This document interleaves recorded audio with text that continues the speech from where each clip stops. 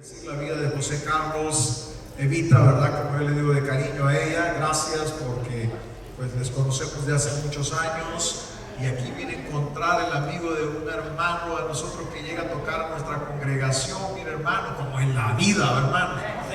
Así que qué bueno, hermanos, aquí no hay salvadoreño, aquí no hay guatemalteco, aquí no hay hondureño, aquí no hay mexicano, aquí estamos el cuerpo de Jesucristo. ¿Cuántos son hijos del Rey de Reyes y Señor de Señores? Ese es el cuerpo de Cristo, hermano. Esos rótulos nos sirven mientras estamos aquí en las fronteras, pero en Cristo somos un solo cuerpo, mis amados hermanos. Mis hermanos, gracias por este privilegio. El pastor, su esposa que es salvadoreña, me estaba contando también, mire qué privilegio. Por donde quiera hay un salvador, un salvadoreño, por donde quiera hay un chapín, usted. Por donde quiera hay un mexicano, ¿verdad? Mande usted. Entonces, hermano, mire cómo es Dios. La gran familia de Dios es una grande, pero grande bendición. Vamos a estudiar la palabra del Señor, mis queridos hermanos. El Señor me regalaba una palabra para ustedes y quiero compartirla este día. Vamos al libro de los Hechos. Libro de los Hechos, capítulo 2, versículo 46. Vamos a iniciar desde el versículo 41, perdón, hermano. Amén. Versículo 41. Libro de los Hechos, capítulo 2, versículo 41. Me dice amén cuando usted lo encuentre para poder leerlos juntos.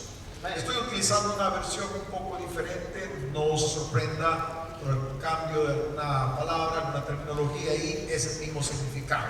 Dice la palabra del Señor: así que los que recibieron su palabra fueron bautizados, y fueron añadidos aquel día como 3,000 personas. Y perseveraban en la doctrina de los apóstoles, en la comunión, en el partimiento del pan, y en qué más, y en las oraciones. Entonces caía temor sobre toda persona, pues se hacían muchos milagros y señales por medio del apóstol. Y todos los que creían, que hermanos, se reunían y tenían todas las cosas en común. Mira hasta dónde llegaba esta grande bendición. Y vendían sus posesiones y bienes y los repartían todos, cada uno según tenía necesidad. Ellos perseveraban unánimes en el templo día tras día, y partiendo el pan por las casas, participaban de la comida con alegría y con sencillez de corazón. Pero el versículo 47, hermano, nos da algo muy lindo y precioso. Y dice: alabando a Dios y teniendo el favor de todo el pueblo. Y el Señor añadía diariamente a su número los que habían de ser salvos. Padre, pedimos tu bendición, porque tú nos has bendecido, Señor.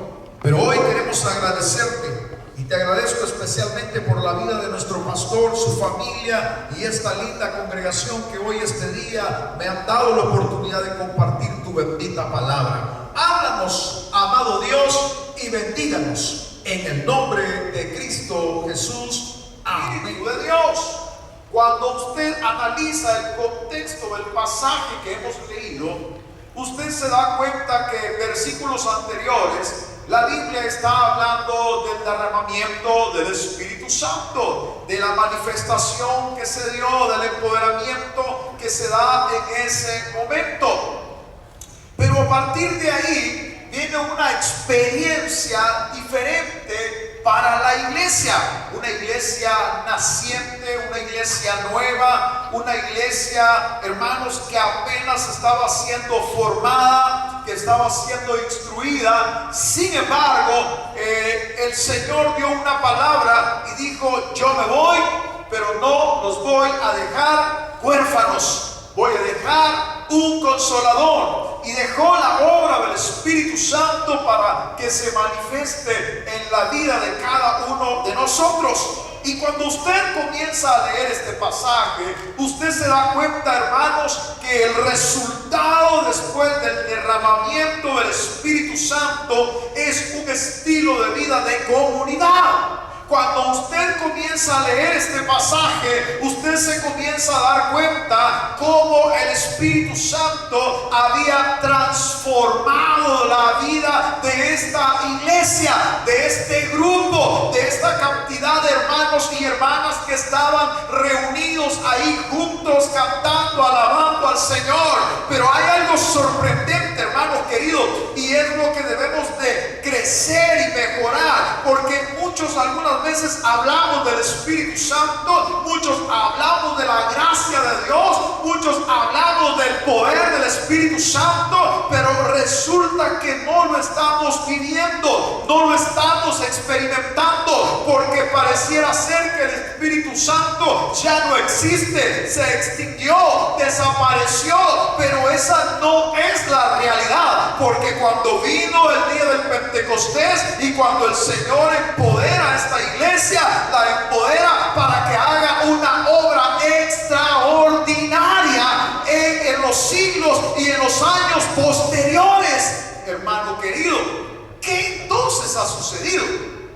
Lo que ha sucedido, hermanos, es que la iglesia, oiga, se ha descuidado de una cantidad de acciones en las cuales debe de hacer. Cuando usted comienza a ver el derramamiento del Espíritu Santo y el resultado que esto comienza a producir, hermano, usted se da cuenta que es necesario que nosotros revisemos a la luz de las Escrituras nuestra vida privada. ¿Sabe que algunas veces la gente critica a la iglesia y dice, no, es que la iglesia no es buena, no, es que el pastor no hace lo que yo quiero, o como yo digo, o como yo pensé, no, es que en la iglesia hay muchos hermanos así, así, pero en realidad lo que necesitamos es revisarnos nosotros mismos, porque si Dios está en nosotros, si el Espíritu está en nosotros, nuestra vida debe de ser transformada para bien y para bendecir a otros. Esa es la realidad. El Espíritu Santo viene a usted, pero no viene para que usted siga siendo el mismo. El Espíritu Santo viene a usted y su vida debe de ser transformada. Su mente, sus pensamientos, sus ideas, su estilo de hablar, su estilo de vivir, su estilo de conducirse deben de experimentar una transformación. ¿Y eso qué significa? Entonces significa que ahí está morando el Espíritu Santo de Dios en usted. Entonces no tiene la culpa el pastor, no tiene la culpa los diáconos, no tiene la culpa los líderes. Yo soy responsable de mi propia vida. Levante su mano derecha conmigo y diga, yo soy responsable de mi propia vida. Usted responde ante el Espíritu Santo. Si usted le da lugar o no le da lugar, si usted lo busca o no lo busca. O sea, a veces queremos que aquí en la iglesia haya fuego, que haya respuesta de Dios, que haya bendiciones, que haya de todo, pero yo estoy lejos de Él. No puede haber bendición si yo estoy lejos de Él. A la luz de las Escrituras revisaremos que en el versículo 41 y 42 encontramos una experiencia que se estaba dando muy sorprendente. Si usted se fija en el versículo 41, la Biblia dice que fueron añadidos aquel día como 3,000 personas. ¡Wow, hermano! Como 3,000 personas fueron añadidas en aquel día. Hermanos, qué experiencia más poderosa estaba viviendo la iglesia primitiva en ese momento, que el Espíritu Santo se movía de una manera tan sorprendente que tocaba y convencía a las personas de su pecado, de su estilo de vida, y cuando escuchaban la palabra, sus corazones eran quebrantados. Wow, hermano, ¿se imagina si ahora le diéramos lugar al Señor, que Él se manifestara en nuestras iglesias? Y se imagina usted qué sucedería si usted le diera lugar al Espíritu Santo en su célula. ¿Qué pasaría? ¿Usted cree que estarían los mismos 3, los mismos 4, los mismos 5 hermanos que a veces llegamos a la célula y llegamos a veces porque ya se nos hizo un hábito y es bonito? Porque la célula, le cuento, aquí me gusta la célula, hermano. aquí las células son bien bonitos, aquí hay mucha comida. Pues sí, porque en nuestros países, hermanos, se da un pancito así y un cafecito, pastor, que a veces ya viene como 3, 4 recalentados. Pero aquí no, me llevo a un pastor a conocer a sus células y me dice, pastor, estas son mis células, y ahí voy encontrándolo, porque una hermana era salvadoreña y los salvadoreños sabemos de los panes rellenos que hacemos en nuestro país, ¿verdad? ¿Cuántos dicen amén los salvadoreños? Sí, un pan relleno de este tamaño, hermano. Y voy encontrando otra célula que dirigía un hermano mexicano, y usted se imaginará que ahí había una taquiza. ¡Wow! Habían tacos de tripa, hasta sopa me ofrecieron, hermano. Y como nosotros somos salvadoreños, los salvadoreños nos asustamos con la palabra sopa, hermano. ¿Dicen amén los salvadoreños? Nos asustamos cuando dicen la palabra sopa, hermano. Ya estaba sorprendido, Padre, en tus manos encomiendo mi espíritu, Señor. Ayúdame, por favor, Padre. Yo nunca he comido sopa y hoy me llegó el día de comer sopa. Cuando me dicen, pastor, ¿cómo hace su sopa? Yo esperaba ver la carne negra, hermano, del sopilote. Y voy viendo que eran los frijolitos con la... ¡Ay, de esto me como un montón! Dije, ¿a dónde hay más? Ahora, ¿usted cree que nuestras células serían lo mismo solo de llegar a comer y tratar de llegar y cantar un cantito y una alabancita? ¿Usted cree que así sería la célula si fuéramos personas llenas del Espíritu Santo? Si usted fuera una persona que busca y se llena de Dios, claro que no. Nuestras células o nuestros grupos de vida, como se le conoce aquí, serían grupos de verdad, hermano, que transformarían la vida de las personas. Serían grupos, hermano, donde ahí habrían convertido, ahí habría una cantidad de bendición. ¿Por qué? Porque ahí donde usted está, ahí está el Espíritu de Dios. Algunos hablamos de un Espíritu que está tan lejos, un Espíritu que está en los cielos. No, hermanos, si la Biblia dice que el Espíritu Santo está dentro de nosotros. Ahí mora el Espíritu de Dios. Y dice la palabra que donde mora el Espíritu de Dios, ahí hay libertad. ¿Y libertad para quién? Para alabarle y para el oprimido, dice la palabra. Entonces, esta vida de esta comunidad cristiana es espectacular. Por eso había que bautizar mucha gente, porque había, hermanos, una vivencia real con Dios, la cual se ha perdido hoy en día.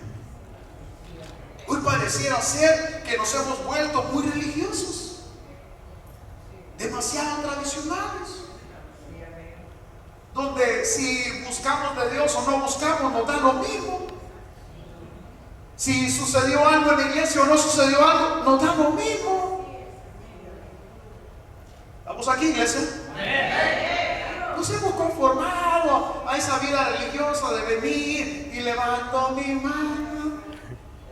Ay, aunque no tengo fuerza. Vamos aquí, iglesia. No pasa nada. Usted sale de aquí y sigue siendo el mismo. Mismo rebelde, mismo duro, mismo pleitisto. Bueno, pleitisto le decimos en El Salvador, hermano, a la gente que le gusta la confrontación. Pues lo aclaro porque en otros países a veces de repente significa otra cosa.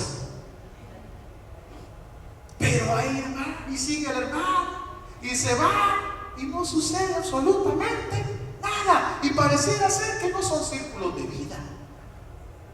El día.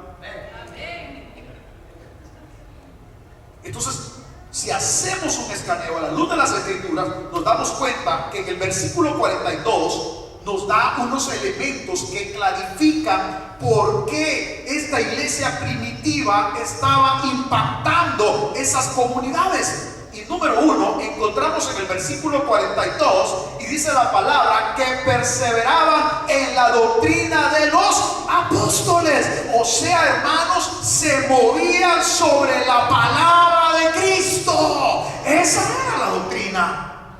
¿Y cuál era la doctrina que Cristo había venido a enseñar? Amarás a tu prójimo como a ti mismo.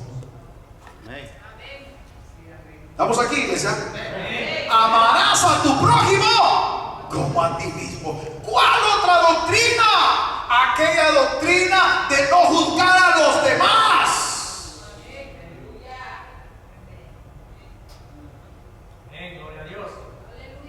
Porque el único que juzga, dice la Biblia, es el Rey de los jueces. Y llegará el día en el que Él va a ser el juez perfecto. Pero ahorita, según nos enseña el Evangelio de Juan, hermanos, en el capítulo 3, dice: de tal manera amó Dios al mundo que ha dado a su Hijo unigénito, para que todo el que en Él cree no se pierda, sino que tenga vida eterna. Esas palabras, hermanos, deben de marcar nuestra vida, y esas palabras debemos de compartirlo con los demás. Pero ¿qué está sucediendo hoy en día? La iglesia ha perdido el amor por la palabra. Y cuando hablo de la iglesia no estoy hablando del templo. La iglesia es usted y soy yo. La iglesia hemos perdido el amor por la palabra. ¿Se ha fijado que hoy en día tenemos tiempo para muchas cosas menos para leer la Biblia? Y eso que ahora hay Biblia para que usted pueda leer en su teléfono. Y si usted no puede leer o no tiene deseo de leer porque viene cansado de pasar trabajando todo el día, cuando dicen amén, usted solo está a un clic y comienza a sonar la Biblia. En el principio se creó Dios el cielo y la tierra. Pero ni oírla queremos. Saludos desde El Salvador, Dios les bendiga. Hemos perdido esa pasión por la palabra. Hemos perdido ese interés. La gente tiene interés en el Facebook. La gente tiene interés, hermano, en Netflix. La gente tiene interés en una cantidad de cosas, pero ha perdido el amor por la palabra. Hagámonos un examen aquí nosotros. Véase usted. ¿No se da cuenta, hermano, que hoy en día, hermano, nosotros tenemos tiempo? Porque el Facebook ahora ha ganado terreno sorprendente. Antes eso era solo para los chavalos, dicen unos hermanos. Solo para los hipotes, dicen los salvadoreños. Y los chapines dicen para los patojos. Pero ahora se da realidad que solo para ellos es el Facebook, hermanos. Antes yo me recuerdo, las ancianas allá en nuestro país lo venían regañando a uno y le decían a los jóvenes allá: y usted que no tiene tiempo, que aquí, que allá, que esto, que lo otro, lea la Biblia y bueno, y hoy ¿a dónde vemos a las mujeres y a los hombres?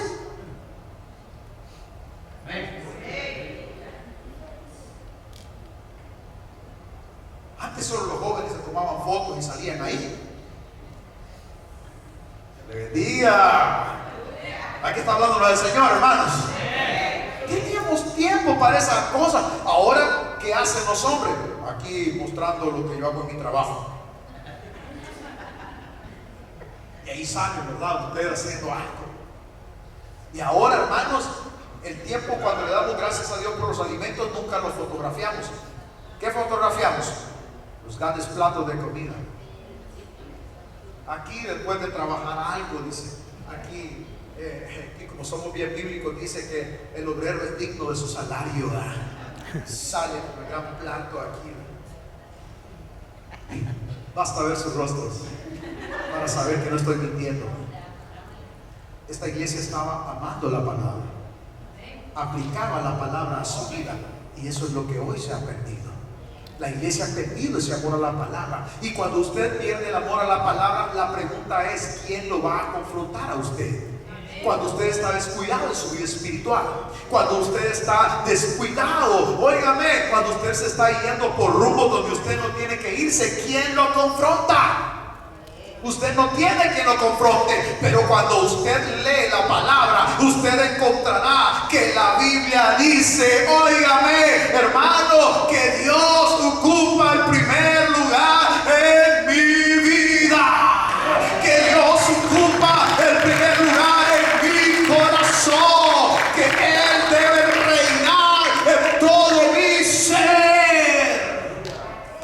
Esa es la palabra que comienza a confrontar. Y eso te hace que te mantengas vivo. Por eso muchos están muriendo. porque se han descuidado la vida de la palabra.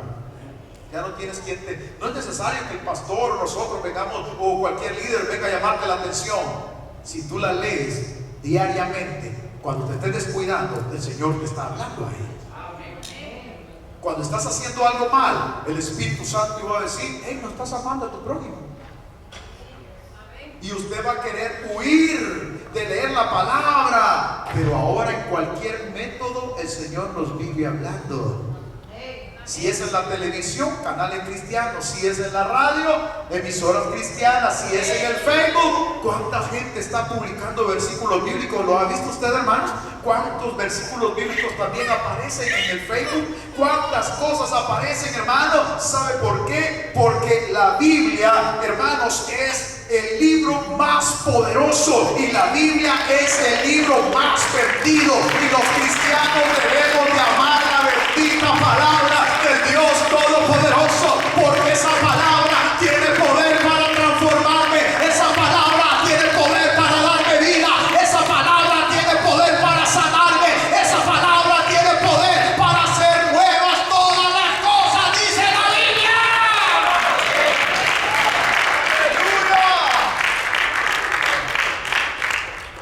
Palabra tiene poder, por eso la necesito diario. Cuando usted se está descuidando en el hogar, la palabra le va a hablar. Cuando usted se descuida de su familia, la palabra la va a ubicar. Cuando tú te estás descuidando de tus responsabilidades cristianas, la palabra te va a hablar. Pero cuando ya no la lees, ¿quién te va a hablar? Y cuando has decaído, usted no me dejará mentir, y viene al culto y el Señor está utilizando al pastor o al delegado que va a predicar la palabra, y cuando el Señor te habla un tema y te confronta, tú lo que haces es enojarte muchas veces. Alguien le contó ya, algo le dijeron, yo creo que ya le soplaron. Le bendiga, hermanos. ¿Por qué no pensar que es el Espíritu de Dios a través de la palabra que quiere restaurarme? Porque Él me ama. Por eso esta iglesia estaba teniendo resultados. 3,000 se convirtieron porque amaban la palabra. En segundo lugar, cuando usted lee conmigo, por favor, no cierre su Biblia. Vamos a tenerla ahí, o en las pantallas nos están poniendo el versículo que tenemos. Vámonos al versículo siempre 42, siempre versículo 42 del libro de los Hechos, capítulo 2. Miren lo que dice: y perseveraban en la doctrina de los apóstoles. Pero aquí hay otra terminología, hace una pausa y dice: en la comunión. Diga conmigo: comunión. No lo escucho. Comunión. Esta palabra se deriva del griego koinonia. ¿Y qué significa koinonia? La palabra esta debe de ser vista en dos direcciones. La primera es en mi relación con Dios, en mi vivencia con Dios, en mi intimidad con Dios, en mi unión con Dios, pero también debe de ser vista en segundo plano, hermanos, en mi relación como cristiano con las demás personas. La iglesia ha estado fallando, hermano, porque a veces tenemos koinonía, tenemos una relación, decimos que tenemos una relación con Dios, pero no tenemos relación con nuestros semejantes, y eso destruye a la iglesia, eso afecta a la iglesia. Eso no permite que la iglesia avance. Eso no permite que la iglesia cumpla el propósito por el cual Dios la estableció. Entonces, hermano, si yo tengo una relación con Dios, yo también debo tener una relación con mis semejantes. Yo no puedo ser un gran cristiano, yo no puedo ser un gran hijo de Dios, yo no puedo ser una hija de Dios pretendiendo, hermanos, anular mi vivencia y mi relación con mis semejantes. No puedo, porque Cristo es amor. ¿Cuántos creen que Cristo es amor? Cristo es amor. Entonces, si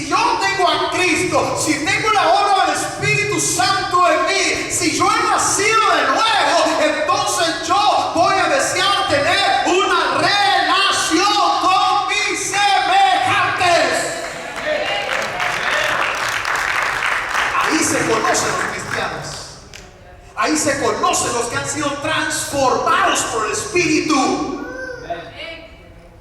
que desean relacionarse con otros. Y eso hace falta hoy en día. Mire, hermano, voy a hablar un poco de mi país. Yo no puedo hablar de aquí porque aquí yo no sé ni cómo está. Yo voy llegando, apenas llegué aquí, hermanos, ahorita a las 5 de la tarde casi, ¿verdad? Solo me fui a poner el traje y me vine, hermano. Pero en nuestro país hemos estado viviendo una cosa muy fea, la cual ha estado criticando todas las personas que no son cristianas, porque en nuestro país se ha estado dando un fenómeno que hay demasiada crítica entre los mismos cristianos. Yo no puedo hablar de aquí porque yo no sé. Y si aquí a alguien el Señor le está tocando algo, hermano, pues que Dios lo bendiga esta noche. Pero, hermanos, se está dando el fenómeno que es espíritu de crítica, donde las personas no nos vemos como hermanos en Cristo. Estamos cayendo en un fariseísmo, hermanos, muy tremendo. Hemos caído, hermanos, en un espíritu tan mediocre, de una relación tan hipócrita, donde los mismos hermanos nos vemos, nos saludamos, nos damos un beso, un ósculo santo, diría la Biblia. Pero por atrás pareciera ser el hermano tiene la daga lista esperando que le deje el abrazo y te la va a meter hasta lo más profundo del corazón. Y eso es lo que está criticando la sociedad hoy en día. ¿Cómo es posible que hablen de unidad? ¿Cómo es posible que hablen de una transformación? ¿Cómo es posible que hablemos de esto, hablemos de lo otro? Cuando en realidad nuestra vida está lejos del amor de Dios. Entonces la iglesia debe de cambiar. Por eso aquí dice que esta iglesia tenía coinonía, tenía una intimidad, tenía una relación con el Padre. En primer lugar, hermano, el cristiano debe de tener una buena relación con Cristo. Pero en segundo lugar, los cristianos debemos de vivir en armonía unos con otros. Los cristianos no debemos de estar criticándonos. Los cristianos no debemos de estar apuñalándonos. Los cristianos no debemos de estar hablando uno de otro. Los cristianos debemos de tomarnos de la mano y llorar juntos y abrazarnos y salir adelante en el nombre de Dios Todopoderoso. Un hermano, dale esa ofrenda de palmas a él. Y eso es lo que dice Dios. Porque dice para ser como es. Para ser como es. Cuando en realidad la vida que nos refleja el Nuevo Testamento de los inicios de esta iglesia era una vida de comunión. Y eso hace falta. Y no estoy hablando de esa comunión, hermanos, de un ratito, de comernos un pancito, no, porque la comunión va más allá que eso. Es tenernos paciencia unos a otros, es comprendernos.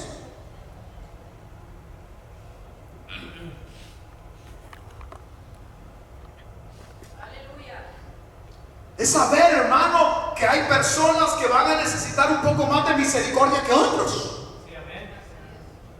¿Se ha fijado que a veces vienen personas nuevas a la iglesia y nosotros quisiéramos verlos como santos, perfectos?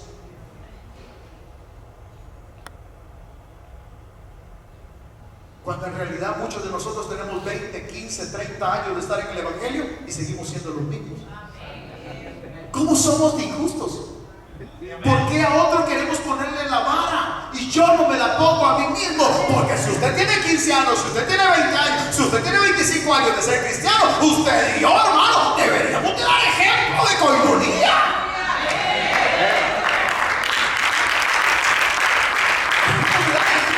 El amor de Cristo. Tú vienes y ves que está quebrado, sus alas están rotas y necesita ser vendado.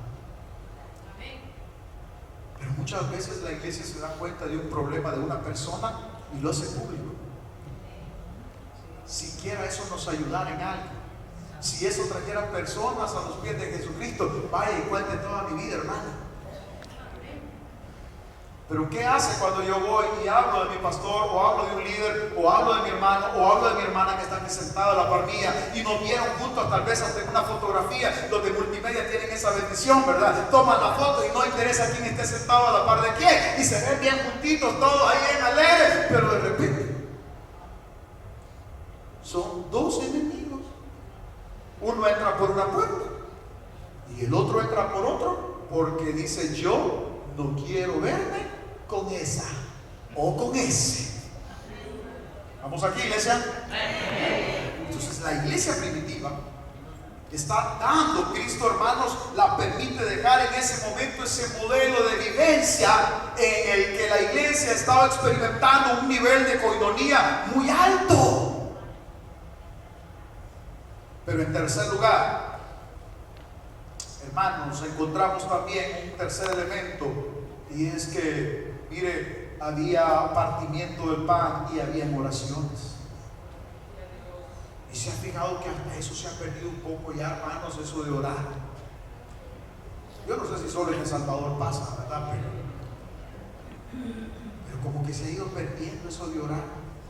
Si hacemos cultos de oración, hermano, hagamos uno de desayuno.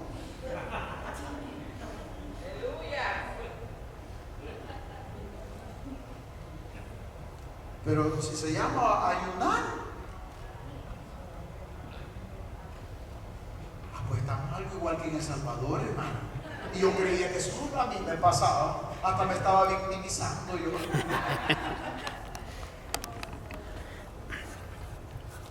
Necesitamos esa vivencia espiritual a través de la oración, esa comunión, esa relación.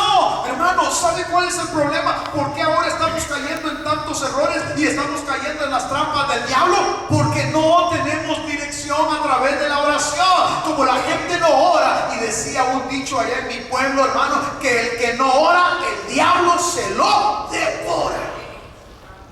Mire que tiene la par y dígale: el que no ora, dígale así despacito, aunque sea de lengua, ¿verdad? El que no ora, dígale: el diablo se lo devora. ¿Cuánto le damos la gloria al Señor esta noche, mi hermano? Ven, papá, de palmas, alabe.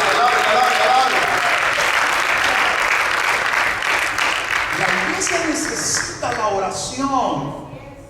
La oración es esa vivencia. No hablemos de esa religiosidad de que solo es platicar con Dios. No, Señor. La oración es una intimidad. Profundicemos en la oración. No nos quedamos, sí, oración, dice una definición teológica, puede ser platicar con Dios, aquí, allá.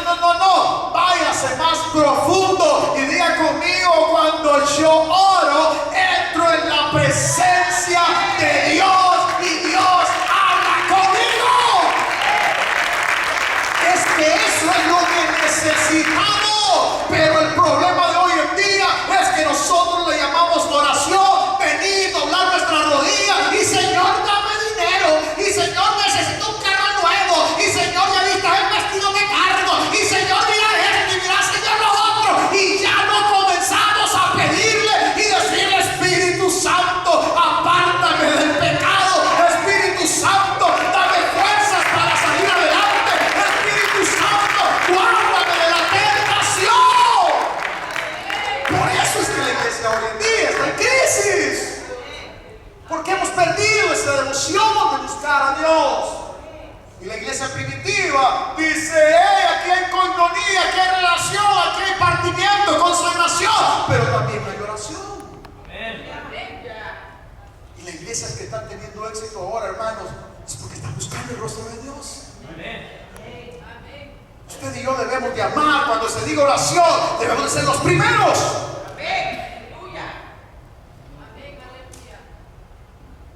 Yo siempre la comparo como el hecho.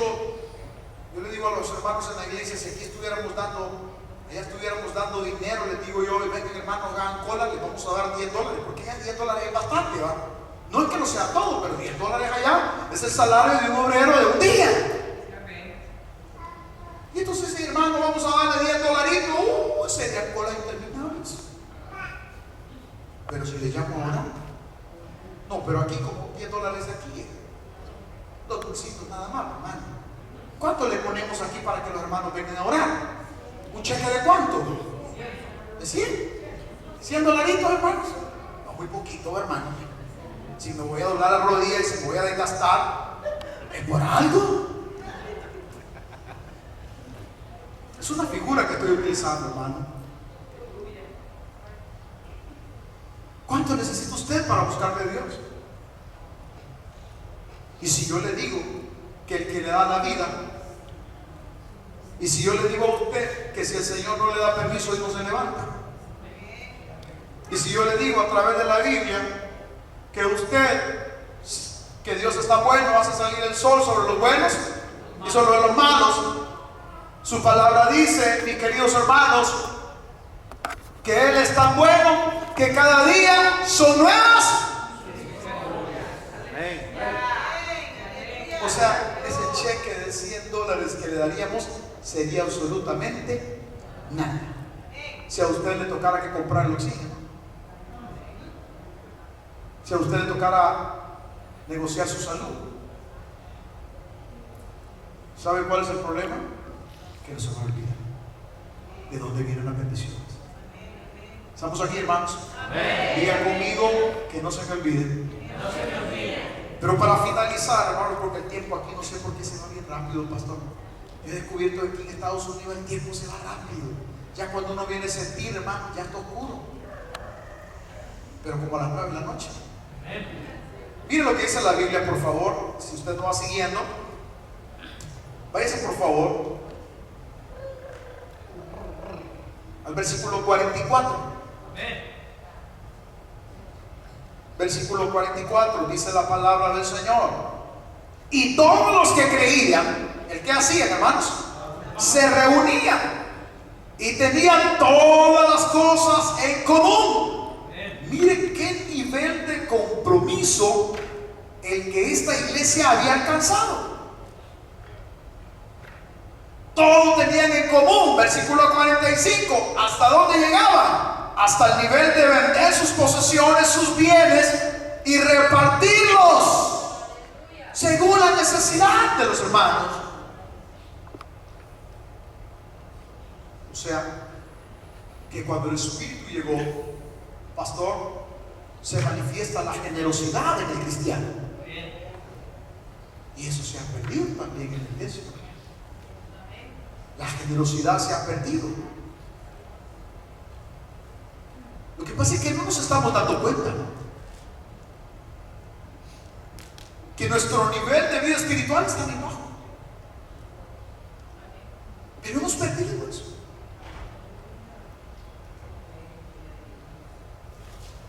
Hemos perdido esa devoción de decir, Señor, gracias porque me bendeciste. Gracias, Señor, por este trabajo. Gracias por esta casa. Gracias por la familia. Gracias, Señor, por todo lo que has hecho. Se nos ha olvidado. Y hemos perdido esa generosidad de darle, Señor.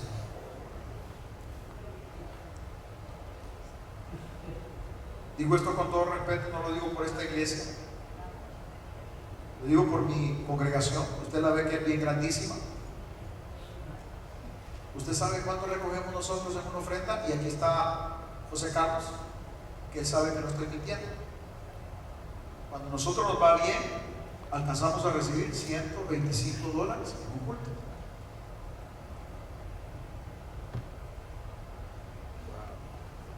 Algunos porque tenemos mucha gente en extrema pobreza, y eso no podemos omitirlo nosotros. Los salvadoreños sabemos que en nuestro país hay muchas comunidades pobres.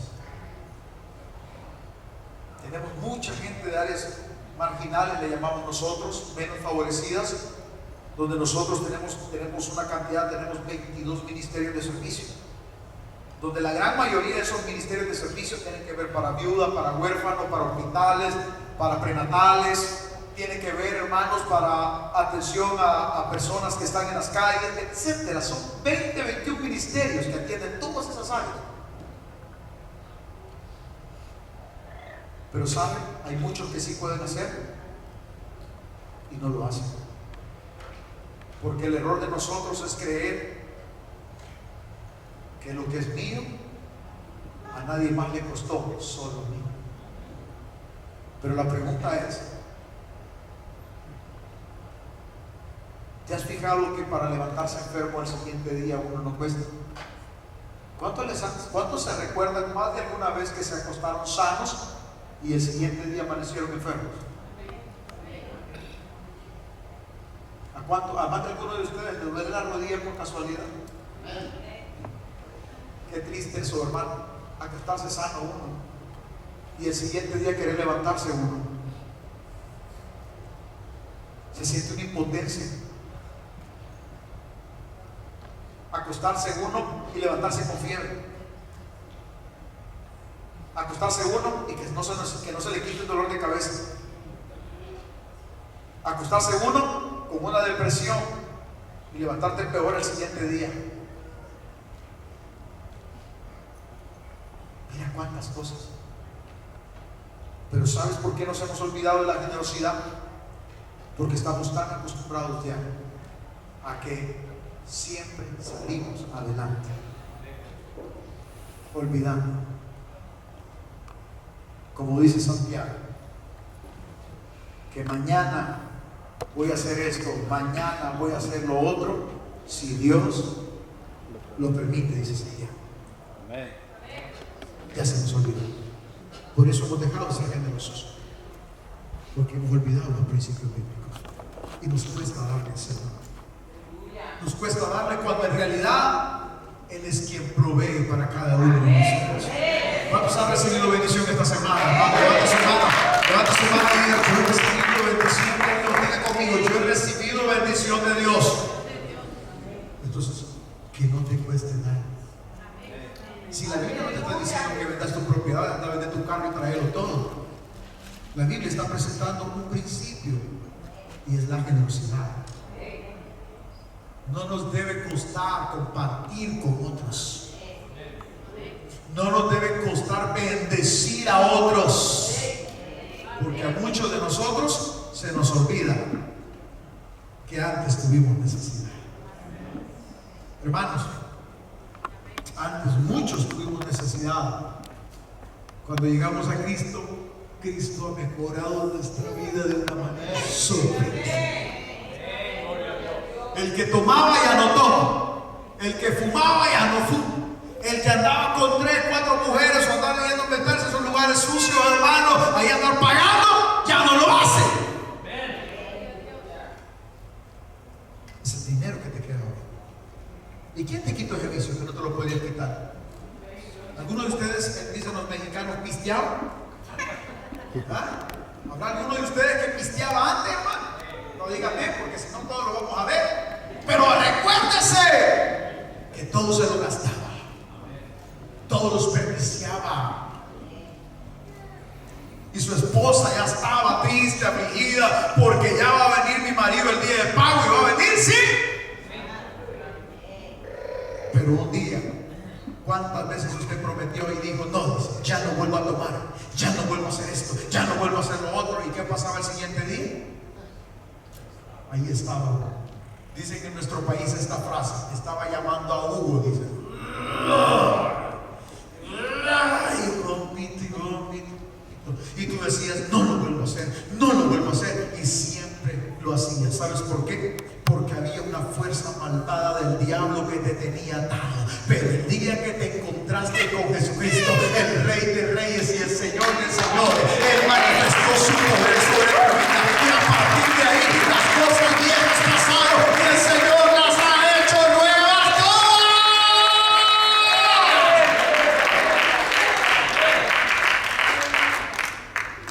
Entonces yo debo estar agradecido con el Rey. A mí no debe de pesarme servirle. A mí no me debe de pesar sacar mi dinerito de la bolsa y decir: Señor, antes lo desperdiciaba, pero ahora, Señor, tengo carro, tengo casa. No es mía, pero alcanza a pagarla, hermano, porque Dios es bueno. Gloria a Dios.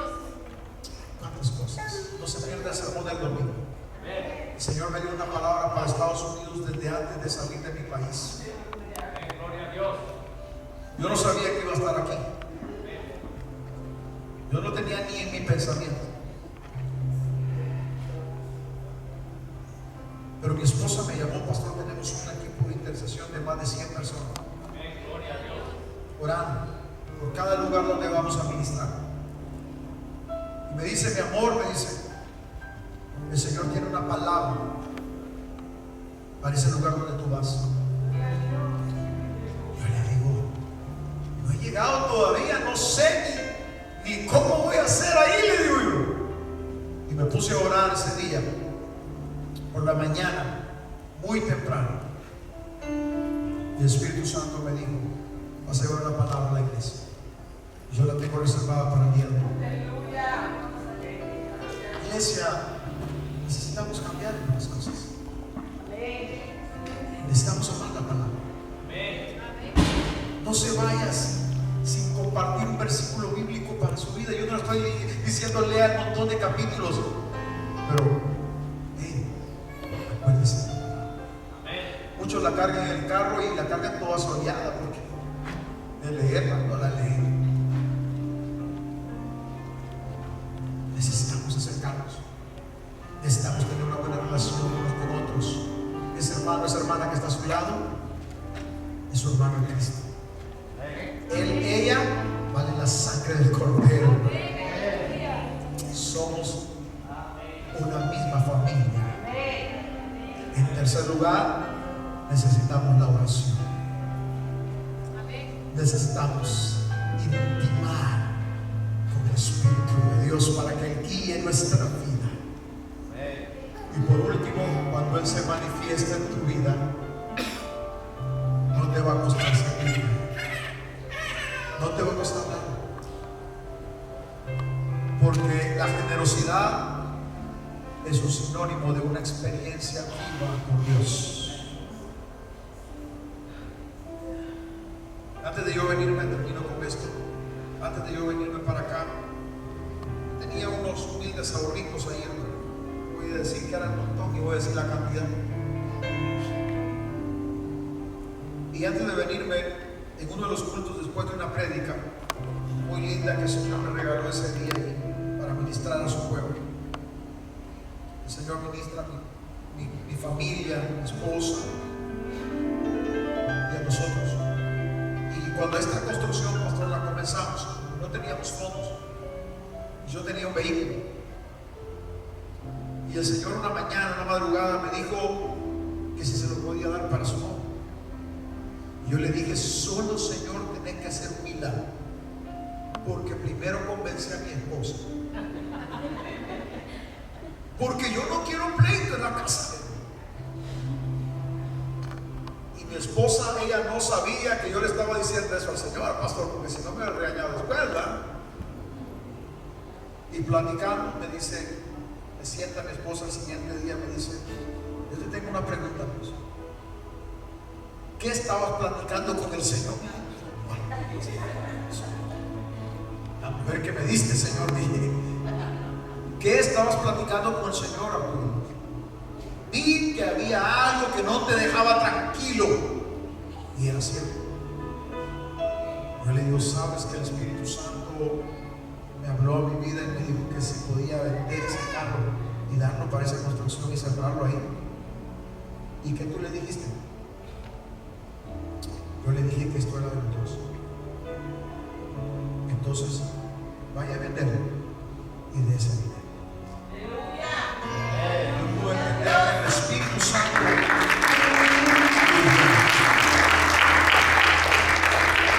¿Por qué? Porque cuando tú estás vivo con el Espíritu, cuando estás conectado en la presencia del Señor, entonces Él te va a dirigir. Antes de venirme, pastor, vuelve a reunirme el Señor con mi familia y me dice, ¿me darías tus favoritos?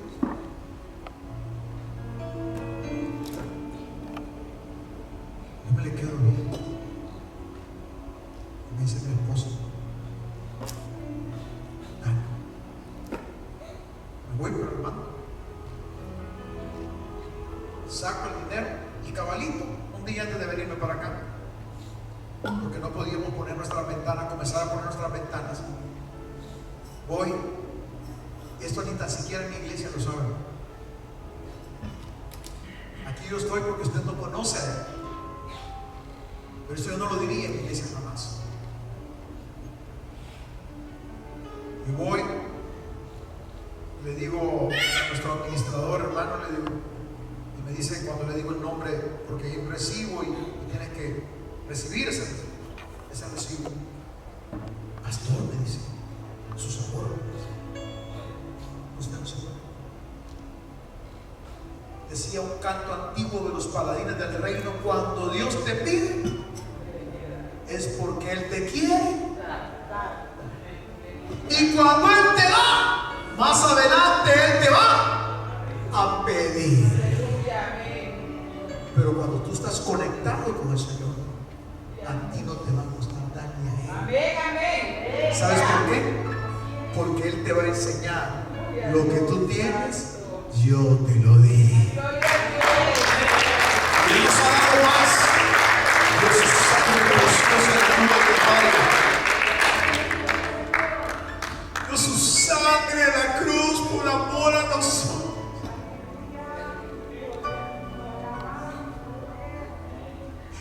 Dio su vida en sacrificio para que usted y yo hoy estemos aquí. Y no para que seamos simples bultos, decimos allá, o sea, apariencias. Aleluya. Sino para que estemos cerca de su presencia. ¿Qué le parece si se pone de pie?